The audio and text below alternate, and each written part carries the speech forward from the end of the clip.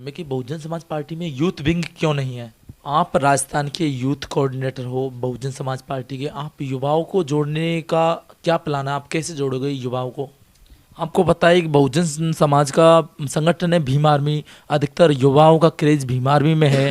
तो वो बहुजन समाज पार्टी में क्यों जुड़ेंगे और कैसे जुड़ेंगे? आखिरी सवाल ये है राजस्थान में राजनीति को लेकर कि 2023 में चुनाव हैं विधानसभा के। तो 2023 में राजस्थान में आप बहुजन समाज पार्टी की सत्ता कैसे स्थापित करोगे? नमस्कार दोस्तों, आप देख रहे हैं मिशन की आवाज में भूपेंद्र सिंह सोनवाल। दोस्तों, आज हमारे साथ में हैं बहुजन समाज पार्टी राजस्थान के यूथ कोऑर्डिनेटर डॉक्टर देशराज सक्सेरवाल जी। देशराज जी, पहले तो हमें ये बताएं, आप बीएचयू जैसी संस्था से आपने पीएचडी किया है, आप पॉलिटिक्स में क्यों आए? देखिए, हमारे लिए पॉलिटिक्स नई नहीं है। हम पहले 2010 में राजस्थान विश्वविद्यालय में छात्र संघ का चुनाव लड़ चुके हैं। उसके बाद में मैं 2011 में बनारस हिंदू विश्वविद्यालय चला गया। एमए और पीएचडी मैंने वहाँ से की और उच्च शिक्षा ग्रहण की। लेकिन हम लगातार पूर्वांचल का जो जगह है, जिसमें बनारस हो गया, गाजीपुर हो गया, मऊ हो गया, चंदौली हो गया, इन जगहों पे मैं लगातार हर बहुजन समाज की राजनीतिक मुद्दों पे मैं जाता रहा हूँ। और बिहार में जो सासाराम हो गया, बक्सर हो गया, और ये जो आसपास का जो एरिया है उन एरियो में मेरी लगातार सक्रियता रही है। तो मेरे लिए राजनीति नई नहीं है। इवन बीएचयू के अंदर हमारा खुद का एक ऑर्गेनाइजेशन था, क्योंकि बीएचयू में छात्र संघ के चुनाव नहीं होते हैं, और छात्र संघ के चुनाव नहीं होने की वजह से वहाँ कोई भी छात्र संघ संगठन नहीं काम करता। उसमें हमारा एक संगठन बना रखा था हम लोगों ने कि SC/ST प्रोग्राम ऑर्गेनाइजिंग कमेटी, हमारे उसका समिति का नाम था। और उसके माध्यम से हम बहुजन महापुरुषों के जो परिनिर्वाण दिवस और जन्म जयंतियाँ होती थी वो सब हम ऑर्गेनाइज कराते थे और लोगों को जोड़ने का काम करते थे। और वो डायरेक्ट रूप से बहुजन समाज पार्टी को सपोर्ट करने वाली संस्था थी। अच्छा, आप ये बताएं बहुजन समाज पार्टी के बारे में कि बहुजन समाज पार्टी में यूथ विंग क्यों नहीं है। देखिए, बहुजन समाज पार्टी, जितने भी जो राजनीतिक पार्टियां, उन्होंने अपने मोर्चे बनाकर युवाओं को गुमराह करने का काम किया है। हाँ, और जितने भी यूथ विंग के जो नेता होते हैं, चाहे वो राष्ट्रीय अध्यक्ष हों या प्रदेश अध्यक्ष हों, उनकी कुछ भी नहीं चलती है। इवन टिकट वितरण में भी उनकी भागीदारी सुनिश्चित नहीं होती है, उनसे कोई राय मशवरा नहीं किया जाता। केवल वो उन पार्टियों के लिए हाउल्लड़ करने का काम करते हैं। लेकिन हमारे यहाँ पर एक तरह का ये टर्निंग कैंप है। युवाओं को संगठन के अंदर 50% भागीदारी देने का काम माननीय बहन कुमारी मायावती जी, जो सामाजिक परिवर्तन की महानायिका हैं और उत्तर प्रदेश जैसे स्टेट की 4 बार मुख्यमंत्री रही हैं, उन्होंने ये निर्देश जारी किया है कि संगठन के अंदर और हर स्तर पर 50% युवाओं की भागीदारी सुनिश्चित की जाएगी। तो युवाओं को हर क्षेत्र में काम करने, आगे आकर काम करने का मौका माननीय बहन मायावती जी ने हमको दिया है।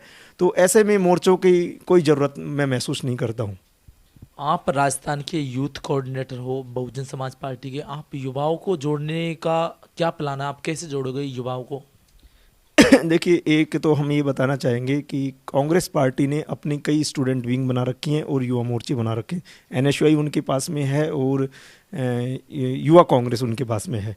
तो आप उनका देखिए कि उनका असर क्या हो रहा है। वो पूरी तरह से देश में साफ हो गए। तो इससे एक बात साफ होती है कि छात्र संगठन और युवा मोर्चों का राजनीति में बहुत ज़्यादा भागीदारी से कोई बहुत बड़ा अंतर नहीं आता है। एक तो पहली बात तो ये। दूसरा, युवाओं को हम राजनीति से कैसे जोड़ेंगे, राजस्थान में हम देखते हैं तो हमने एक प्लान आउट किया है।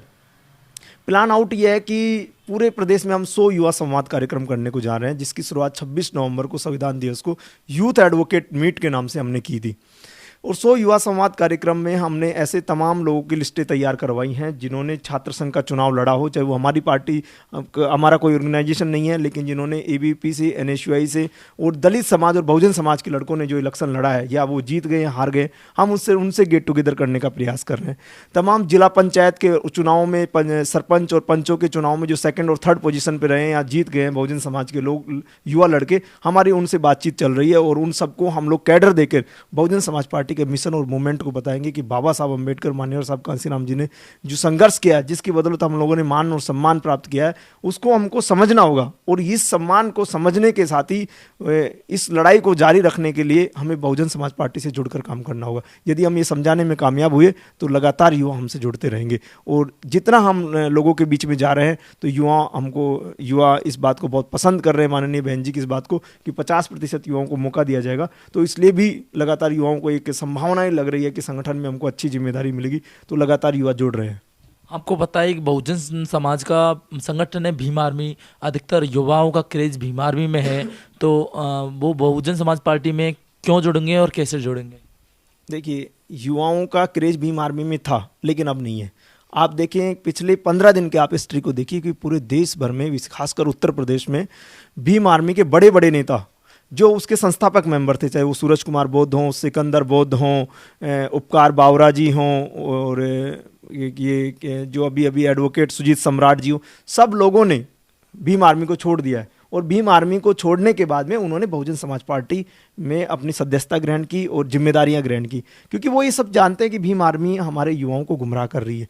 वो भारी फंडेड पार्टी, भारी फंडेड संगठन है, और उसको हमें भी ये सोचना पड़ेगा कि मीडिया उनको इतना कवरेज क्यों दे रहा है, और जगह जगह जाके धरना प्रदर्शन करके और हमारे लोगों पे, लड़कों पे केस मुकदमा लगवा देने से हमें सत्ता हासिल नहीं होगी, और नहीं उससे सामाजिक परिवर्तन और आर्थिक मुक्ति सुनिश्चित की जा सकती है।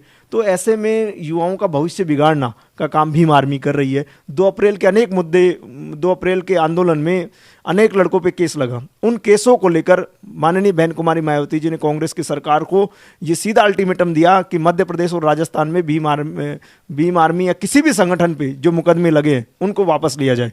तो इसका मतलब यह है कि बहन कुमारी मायावती जी, आदरणीय बहन कुमारी मायावती जी हमारी लड़ाई लड़ रहे हैं, हमारे समाज की लड़ाई लड़ रहे हैं। भीम आर्मी हमारी लड़ाई नहीं लड़ रही। भीम आर्मी मुकदमे लगाने का काम करती है और बीएसपी मुकदमों को हटवाकर उनकी सुरक्षा और सम्मान देने का काम करती है। अच्छा, आखिरी सवाल ये है राजस्थान में राजनीति को लेकर कि 2023 में चुनाव हैं विधानसभा के, तो 2023 में राजस्थान में आप बहुजन समाज पार्टी की सत्ता कैसे स्थापित करोगे? देखिए, आज के समय में सत्ता प्राप्त करने के लिए कोई हमें 200 राजस्थान में विधानसभा सीटें, हमको 101 सीटों की जरूरत नहीं है।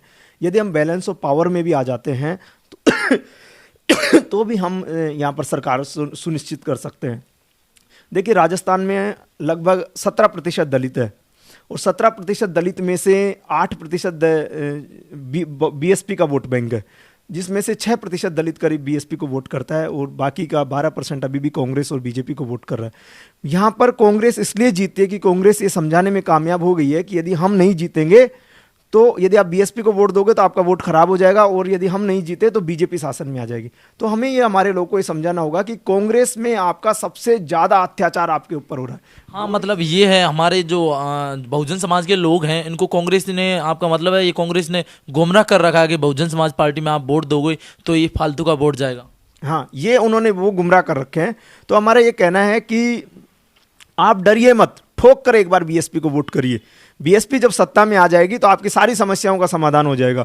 आपको घोड़ी से कोई नहीं उतार पाएगा। जो लगातार जो कांग्रेस के शासन में जो घटनाएं हो रही हैं, दलितों के ऊपर जो अत्याचार हो रहे हैं, हिंसाएं हो रही हैं, मर्डर हो रहे हैं, तो इन सब की मुक्ति के लिए हमारे पास में बीएसपी एक ऑप्शन है। लेकिन हमारा समाज बीएसपी को वोट इसलिए नहीं कर रहा है क्योंकि वो ये डरता है कि बीजेपी नहीं आ जाएगा ही। नहीं, इसका मतलब एक और है, लगातार जो बहुजन समाज पार्टी से विधायक जीत कर जाते हैं वो दूसरी पार्टियों में शामिल भी हो जाते हैं। देखिए, बीएसपी से जीते हुए विधायक दूसरी पार्टियों में शामिल हो रहे हैं। राजस्थान में 2 बार ऐसा हुआ, और ये काम कांग्रेस ने किया। कांग्रेस ने हमारे को तोड़ने का प्रयास किया, कमजोर करने का प्रयास किया, और ये लोकतंत्र की समस्या है। मध्य प्रदेश में खुद कांग्रेस के विधायक बिक गए और कांग्रेस की सरकार गिर गई। तो ये चीज़ें हमारे साथ ही नहीं हो रही, ये सबके साथ में हो रहा है ये समस्या है। और हमको जो घेरा जाता है कि भाई हमको बीएसपी को वोट क्यों दे, क्योंकि बीएसपी के तो विधायक कांग्रेस में बिक जाते हैं। तो मैं आपको एक छोटा सा अल्टीमेटम, एक छोटा सा मैनेजमेंट बताने की कोशिश करूंगा कि बीएसपी ने जहां पर 2008 में जिस एरियो में विधायक जीते थे, 6 विधायक, उन्हीं एरियो में, उन्हीं फील्ड में, जैसे शेखावाटी हो गया और पूर्वी राजस्थान हो गया, करौली, भरतपुर, अलवर और धौलपुर, इन्हीं एरियो में दोबारा से 2018 में चुनाव हुआ, तो इन्हीं एरियो में दोबारा से 6 विधायक जीते। इसका मतलब यह है कि इन एरियो के जो लोग हैं वो बहुजन समाज पार्टी के हाथी के सिंबल को वोट करते हैं। वो कैंडिडेट को वोट नहीं कर रहे हैं, वो जानते हैं कि ये कहीं पर भी जाए, हमें इससे मतलब नहीं, हमको तो बीएसपी के हाथी को वोट करना है। अब ये प्रश्न वो लोग करते हैं जो हाथी को वोट नहीं करते हैं, उन एरियो के लोग करते हैं जिन्होंने वोट कांग्रेस को देते हैं और प्रश्न हाथी से करते हैं। तो मेरा ये कहना है कि आप 6 से 36 विधायकों को जिताइए, फिर देखते हैं कि कौन भक्के जाता है ना। तो जब आप 36 विधायक जिताओगे, आप सरकार बनाने की स्थिति में होगे, तो आपसे कोई भी बक्कर नहीं जाएगा। लेकिन आपकी संख्या कम होती है, तो जब दूसरों उनको लालच देते हैं तो वो इसलिए वो बक्कर चले जाते हैं।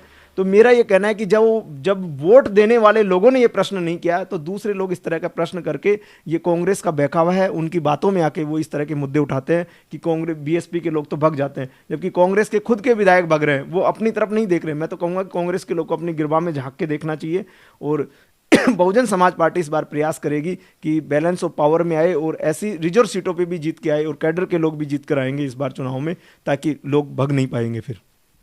अच्छा, ये थे हमारे साथ डॉक्टर देशराज सक्करवाल जी, जो राजस्थान में हाल ही में यूथ कोऑर्डिनेटर लगाए हैं बहुजन समाज पार्टी में। देखते रहिए मिशन के बाद, साथ में भूपेंद्र सिंह सोनवाल। जय भीम, जय भारत, जय संविधान।